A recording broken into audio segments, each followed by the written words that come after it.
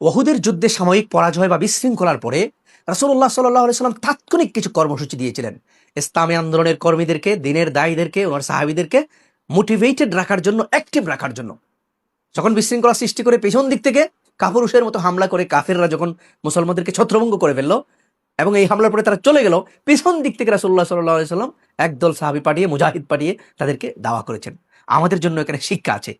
আমরা আজকে ওহুদের যুদ্ধ করছি না, এটা কেউ মনে করবেন না, কিন্তু আমরা কিয়ামত পর্যন্ত মুসলমানরা ওহুদের যুদ্ধ থেকে শিক্ষা নিব, বদর থেকে শিক্ষা নিব, যে আমাদের সুদিনে কি করব, দুর্দিনে কি করব।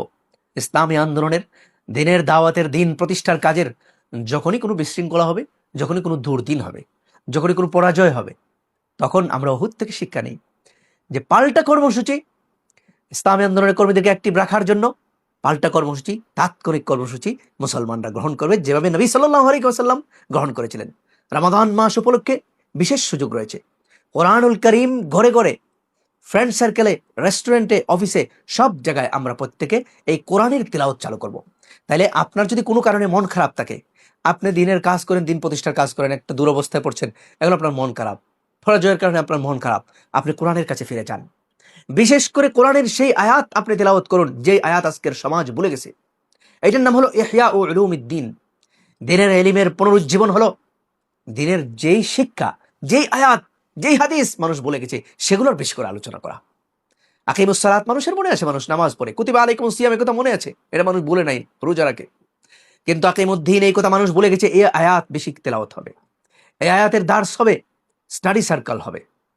ওয়াকাতিলুহুম হাত্তা লা তাকুনা ফিতনা, জমিন থেকে বিশৃঙ্খলা, ফিতনা, জুলুম, অত্যাচার দূর করার জন্য লড়াই হবে, সংগ্রাম হবে। এই আয়াত মানুষ বলে গেছে, সুতরাং এই আয়াতের আলোচনা হবে। নামাজ রোজার মুসল্লি অনেক, কিন্তু ইনসাফের জন্য, জুলুম দূর করার জন্য লড়াই সংগ্রামের মানুষ সমাজে নাই, দাওয়াতি কাজের মানুষ, সংগ্রামের মানুষ সমাজে নাই।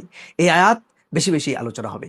এইভাবে আর ইহকুম বাইনান নাস বিমা আনজালাল্লাহ, আল্লাহর আইন অনুযায়ী বিচার ফয়সালার যে আয়াত আছে, আল্লাহ বলেছেন ফালা ওয়া রাব্বিকা লা ইউমিনুনা হাত্তা ইউহাক্কিমুক, যে আল্লাহর আইন অনুযায়ী যদি বিচার ফয়সালা কেউ না করে, নবীকে বিচার না মানে, নবীর শরিয়া আইন কেউ যদি না মানে, সেই ইমানধারী না। এই আয়াতের আলোচনা, দার্স এই রমজান উপলক্ষে বেশি বেশি হবে।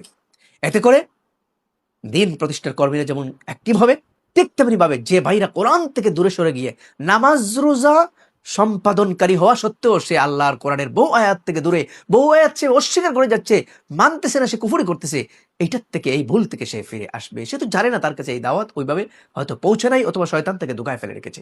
এজন্য বেশি করে